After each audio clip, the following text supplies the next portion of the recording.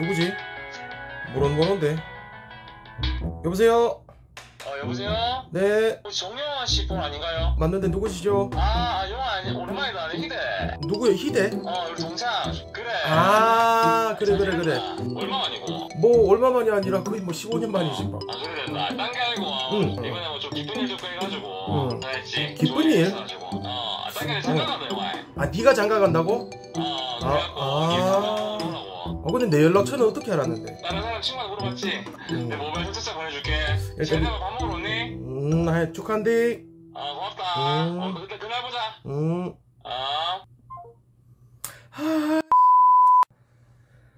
모르는 번호는 받으면 안 되는데. 골방 토크 첫 번째 시간입니다. 첫 번째 주제는 오랜만에 전화가 오거나 연락이 와서 청첩장을 들이민다면 이라는 네. 주제로 이야기를 좀 해보겠습니다. 이제 36년째 혼자 살고 계시는 우리 예이대 씨와 함께 왔습니다. 네, 안녕하십니까.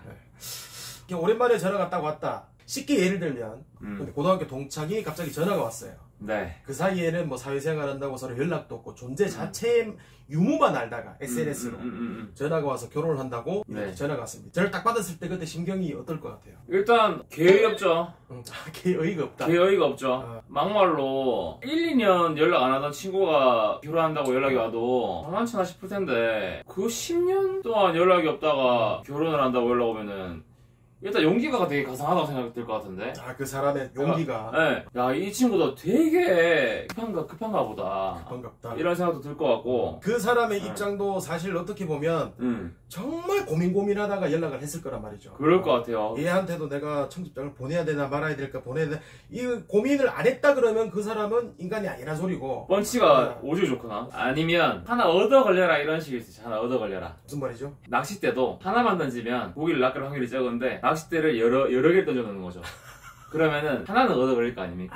여러 세 있는 거를 다 전하다 보면 그 중에 한두 명 오만 와도 타격이 또 채워지고 풍성해지고 하면 사진 찍을 때도 뭔가 내 인맥도 많아 보이고 그렇죠. 좋잖아요. 지금 나이로 치면 그 30대 중반이잖아요. 그렇죠. 결혼을 한다는 것은 어떻게 보면 조금 늦는 시점이잖아요. 다른 건 아니잖아. 예전에 비하면은 전반적으로 많이 늦어지지 않았나요? 요즘은 뭐 전체적으로 안 가시는 분들도 굉장히 많고 우리처럼 그렇죠. 우리는 안 가는 거니까. 네, 그렇죠. 네. 못 가는 게 안 가는 거죠. 우리는. 확실한 거는 얘기를 하고 갑시다. 우리는 안 가는 겁니다. 우리는 안 가는 겁니다. 안 가는 거. 30대 중반이라는 나이가 결혼을 하는데 왜 이렇게 늦게 가나 그렇게 뭐 체감상 와닿진 않아요. 근데 뭐 그 사람의 입장에서는 뭐 그래도 하객이 한 명이라도 더 많아야 돼요. 그렇죠.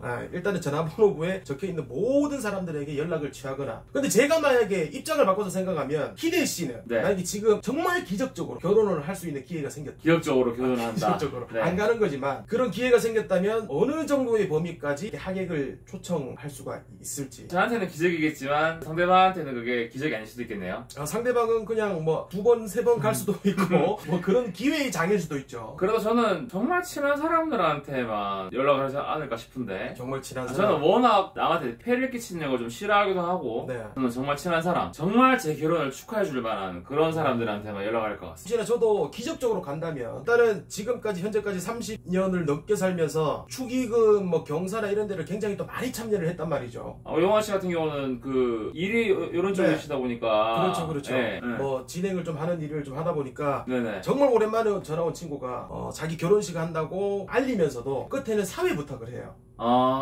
저도 좀 마음이 약합니다. 제가 생각과는 다르게. 네네. 남의 부탁을 거절을 잘 못하고.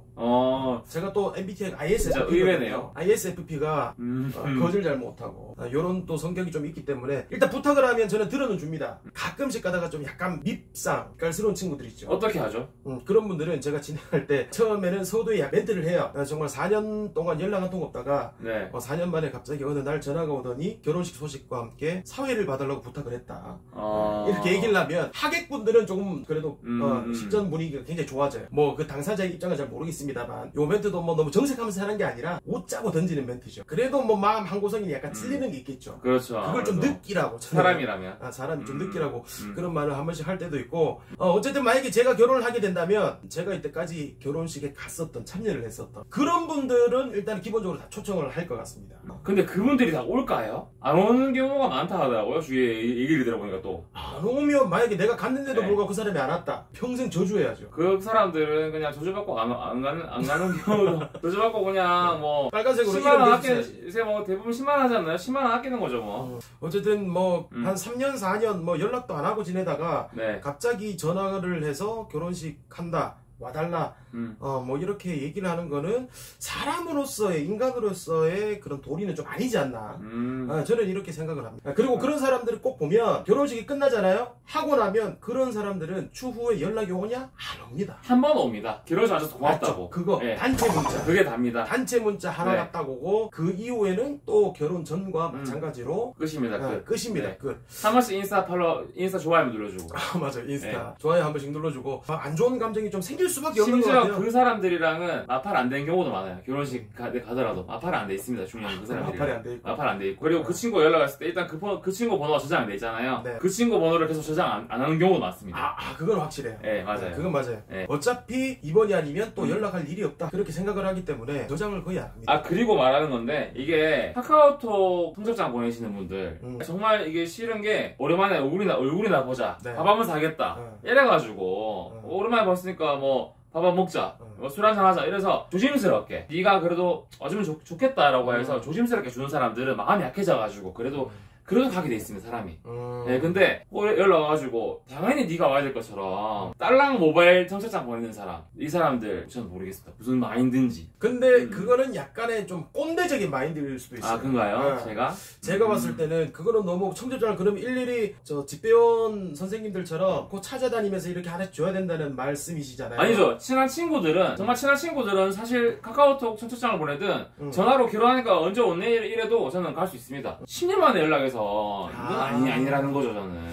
오지 말라는 거죠. 그건 사실 장난치는 거죠. 그건 사실. 근데 저는 사실 만약에 10년 만에 만난 사람이잖아요. 직접 와서 청첩장 주겠다 하면 더 불편할 것 같아요. 저는 또 ISFP잖아요. 네네. 저는 1대1로 모르는 사람 어색한 거 굉장히 싫어하거든요. 뭐 그냥 모바일 청첩장 괘씸하죠. 두 개 다 괘씸해요 결론에는. 네. 그 왜 그런지 아세요? 네. 우리가 결혼을 안 했기 때문에.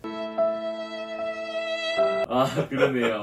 네. 어쨌든 뭐 통화를 하든 진짜만의 방법으로 기분이 안 나쁘게 접근을 하는 게 좋지 않겠나. 뭐 예를 들어서 친구들이 뭐 아름다운 분들이 많이 오신다거나 상당히 예쁘다거나 그 밥이 엄청 맛있다거나 일단 그런 사람들에게 연락이 오면 결혼식을 가는 이유가 결혼식을 축하하러 가는다는 마인드는 아니네요. 제 살이 치워서 가는 거. 살이 상처요. 축하는 조금은 하고. 네. 사진 찍히는 정도. 사진 찍히는 정도. 그렇죠. 네. 살다 보면 이런 경우가 한 번씩은 있으셨을 거예요. 많죠. 네, 저 또한도 뭐 최근에도 한 번 있었었고 입장을 바꿔서 한번 생각을 해보시면 좋을 것 같아요. 내가 만약 결혼을 하게 된다. 어느 범위까지 내가 연락을 할 수 있겠냐.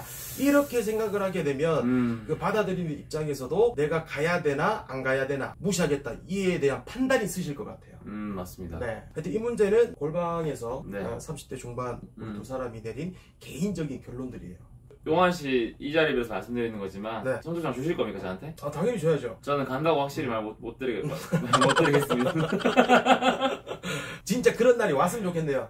예. 네, 저도 일단 드리긴 드리겠습니다. 알겠습니다. 네. 서로가 좀 청첩장을 줄 수 있는 날이 왔으면 좋겠어요. 네, 그날 위해서 저는 노력하겠습니다. 그날을 위해서 오늘의 골방 토크 첫 번째 주제는 여기까지. 여기까지.